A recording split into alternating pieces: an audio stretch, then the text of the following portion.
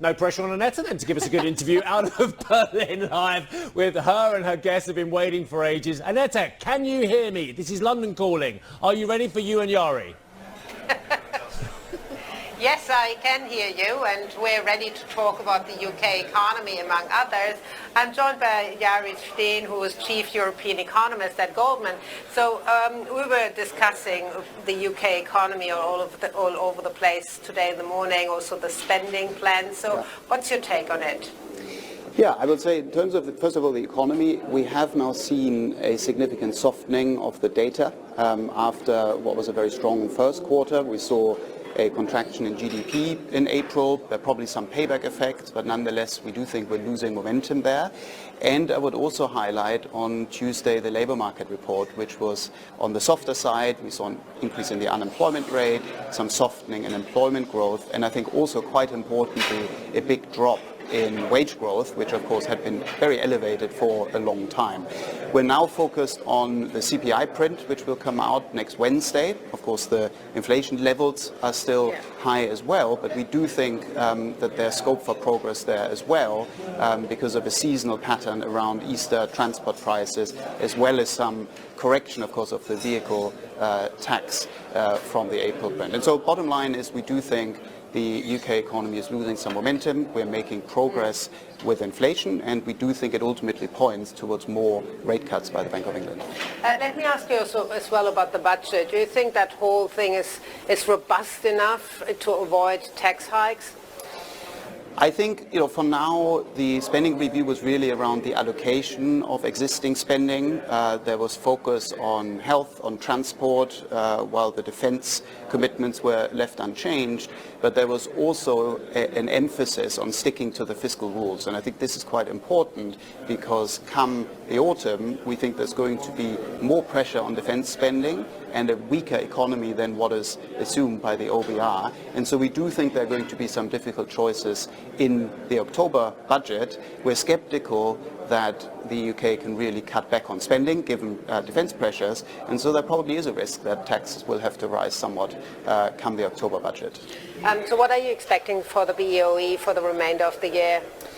Yeah, so next week I think will be quite straightforward. They will hold next week. We don't think there's going to be much of a change there. The messaging towards a gradual and careful pace has been quite strong, which means quarterly cuts. But we do then think that the data will soften enough for the Bank of England to cut in August and then to speed up the pace of cuts in the second half of the year. So we do actually have a speed up in the pace of cuts, and we have them cutting down to 3% early next year, which of course is quite significantly below market pricing. It does go against the current signaling from the bank, but as I said earlier, we do not think when we look at growth, when we look at the labor market, wages and the inflation picture, that we are seeing the signs that the Bank of England wants to see to be able to cut more. Let us pivot to Europe, I should say, in the euro area and the ECB. The ECB is in a different place. They more or less have signaled that this is it, at least sort of for now. What do you think does that all mean for the attractiveness of the euro as well? Yeah, first of all, I would fully agree with what the ECB has signaled. We're in a good place. President Lagarde said that many times. The subsequent speakers reiterated that. So I do think it means July is a pause unless there's a big surprise somewhere. We do think that they will cut one more time after that. There have been signals in the direction that cutting cycle is nearly done, so leaving some room, I think, for another cut. We also have somewhat slower growth forecasts, that we have quite a lot of payback in the second quarter from the strength that we saw earlier in the year. And we would also worry a little bit more around the risks on the tariff side. We also assume that the reciprocal tariff stays at 10%, but we, in addition to that, have tariffs on US critical imports, including pharma, which the ECB staff do not have in the forecast. And so we do think that the ECB is going to be, a little surprised to the downside between now and the updated projections in September. And so we have one more cut from the ECB at the September meeting. Let's look at the uncertainty surrounding those tariffs for the euro area. Are you expecting those risks to the downside, especially to be on growth or as well for inflation? A bit of both. Okay. So we do think ultimately that tariffs are bad for both growth, lower both growth and inflation. There was, of course, a debate for some time what the effect would be on inflation, but we do think that higher tariffs also mean lower inflation.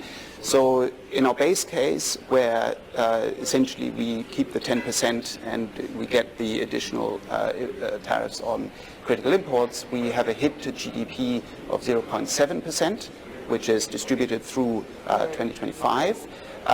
But if we were to get, say, a 20% across the board tariff, we think that hit would rise to about 1%. So I think there's still some additional downside there. And the numbers are smaller on the inflation side, but it's sort of, about 3/10 of a negative effect on inflation. I think the key issue to watch here is potential trade rerouting from China, now that you have bigger tariffs between the US and China that could lower inflation also in Europe. I think in recent trade data that was already showing that there is a rise in Chinese goods coming to the euro area. I thought that was quite stunning that it happened so quickly. Do you already see that? It's a little early. I mean, we're seeing, as you say, sort of early signs, but I think we will probably see more of that. There are a lot of moving parts, so I think pinning down the exact numbers for the inflation effects is quite hard. But I think it is interesting that the ECB staff did not include this channel in their own scenario analysis, and I actually think that could be quite important. So that's another reason why we would err on the slightly lower side when it comes to inflation relative to the ECB projections. Jari, thank you very much for your time. We have to leave it here. With that, guys, back over to you. That's it. Our coverage from the Goldman Sachs Financial Conference here in Berlin. It was lovely, Annette. Thank you very much indeed. Do give my best to Jari as well. It's always good to hear from him. Thank you.